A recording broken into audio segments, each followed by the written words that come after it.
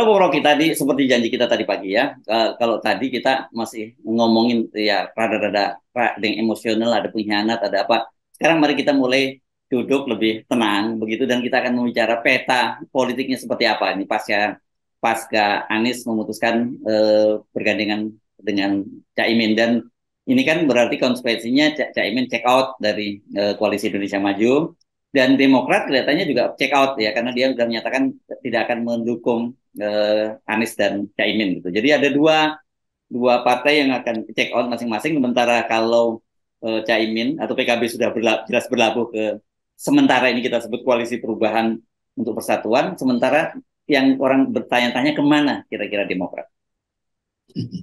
Oke, jadi poin pertama adalah Demokrat yang lead isu bahwa dia keluar dari kesepakatan. Dan itu satu sikap moral yang bagus. Kita tinggal tunggu setelah keluar masuk ke siapa. Itu juga ujian moral tuh. Bertahan sebagai oposisi ya mungkin bisa, tetapi kemungkinan AHY masuk di dalam kompetisi hilang tuh.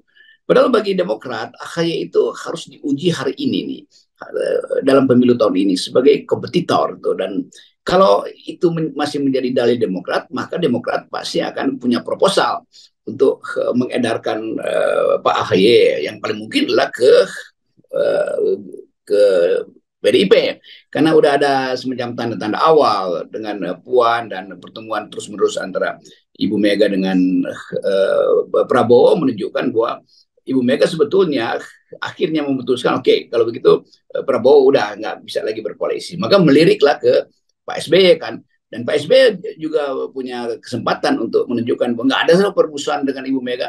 Dari awal juga Pak SBY ada menterinya Ibu Mega. Jadi peristiwa-peristiwa yang lalu pasti akan dilupakan baik oleh Ibu Mega atau Demokrat bila ternyata kepentingan politik untuk anti Jokowi itu terbentuk. Jadi kimia antar PDIP dan Gerindra terbentuk tuh.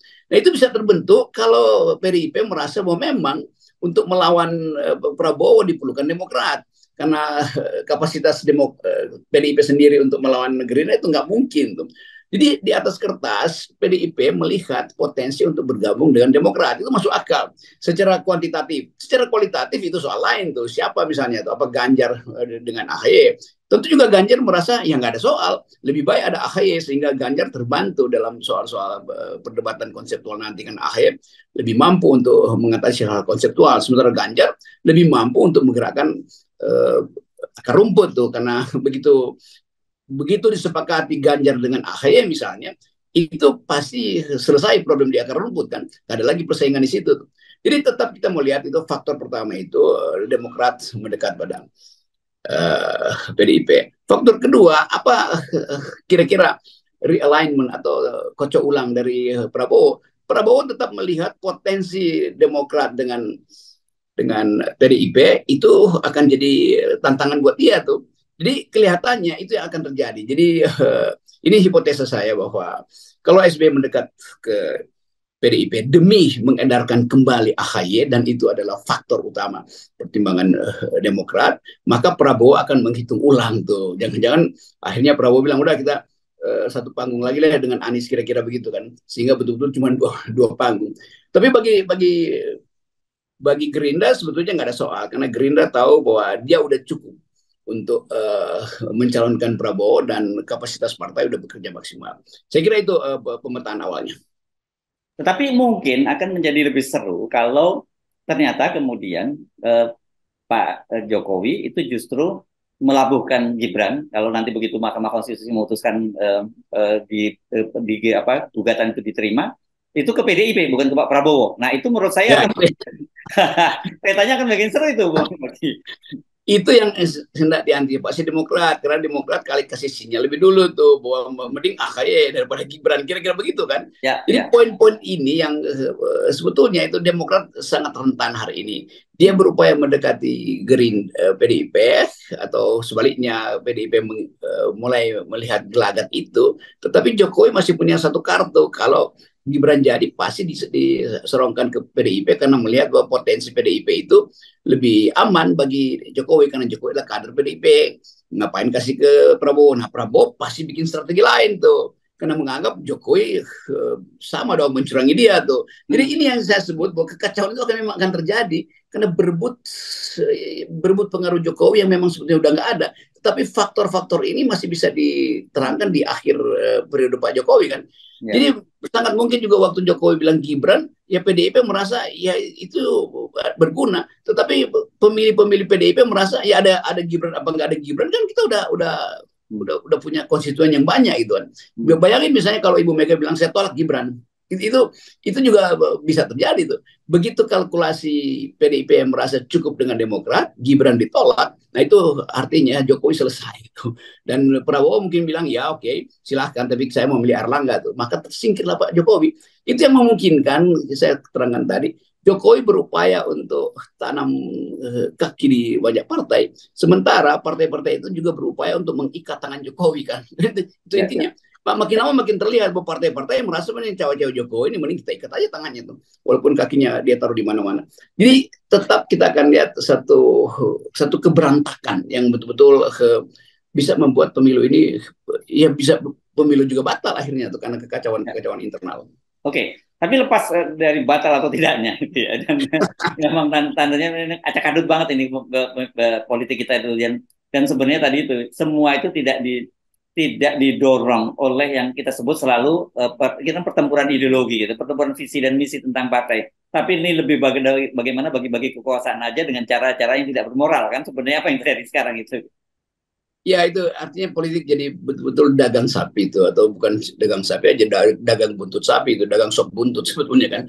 Dan kekacauan ini akan saya senang juga ada kekacauan supaya publik itu tahu betul-betul bahwa politik itu harusnya didesain secara ideologis. Yes. Politik itu seharusnya ada persaingan paradigmatik, bukan pragmatis. Nanti orang bilang ya nggak ada problem Pak SBY dengan itu. Bukan Ibu Mega dengan Pak SBY, tetapi program Demokrat dengan program PDIP berbeda apa enggak tuh, bukan soal itu tuh. Nanti PKS mungkin juga bilang ya kami juga dengan PDIP baik-baik aja, kami udah berkunjung pada PDIP, bukan soal berkunjung sama berkunjung, tetapi tema keadilannya PKS inline nggak dengan tema keadilan PDIP. PDIP tema keadilannya sosialistis, PKS tema keadilannya lebih kuat pada isu moral kan. Jadi ini sebetulnya yang kita maksud dari awal, supaya politik itu dilihat sebagai pertarungan ide itu, bukan sekedar tukar tambah biografi antara pemimpin-pemimpin mereka.